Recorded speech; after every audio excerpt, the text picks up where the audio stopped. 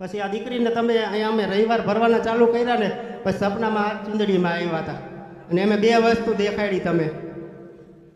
તે ઘરની વસ્તુ માનો કે જે ઘરમાં તમે ભાડે રહેવા ગયા હા મારી અને ઘરની વસ્તુ કદાચ હતી ને તમને પરેશાન કરે તો તમે ઘર બદલી કાઢ્યું, બદલી નાખ્યું તો રાતો પછી થોડી તમારે પાછળ આવે એને તો ઘરથી લેવા ખાવા હતું. હા તો એ આવીને હાજર થાય. એ એમ કે હું ઓલા ઘરવાળી છું. કયા ઘરવાળી? એ કે તમે રહેતા ત્યાં જ્યાં ભવાની જે જઈને જે એમ કહે ને કે આ વસ્તુ એટલે એ હાજર થાય. તમારા ઘરે દીકરાનો જન્મ થયો હા દીકરાનો જન્મ થયો. તો જન્મ થયા પછી કયા માતાએ તમારા દીકરાને લઈ ગયા હતા? ખોડું અમારા ઈષ્ટદેવ હનુમાનજી દાદાએ. લગ્ન કર્યા તારા 2-3 વર્ષ સુધી તકલીફ નથી. ના વસ્તુ મારી તમે સમજો, હા ઘરનું હોય કે બહારનું હોય એને તકલીફ દેવી હતી તો પહેલેથી જ દે ને. હા મારી આટલા સમય શું કર તકલીફ ના દીધી?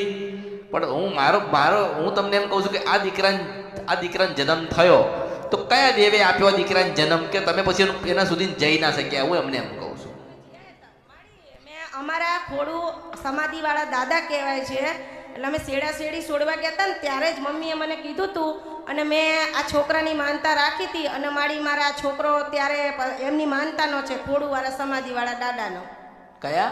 ખોડુવાળા સમાધિવાળા દાદા છે ને એમની માનતા રાખી હતી મેં કેવી? દીકરા માટે કે મને દાદા ધન દોલત નથી જોતી, મારી 2 દીકરીઓ ઢંકાઈ જાય, મને એક દીકરો દ્યો.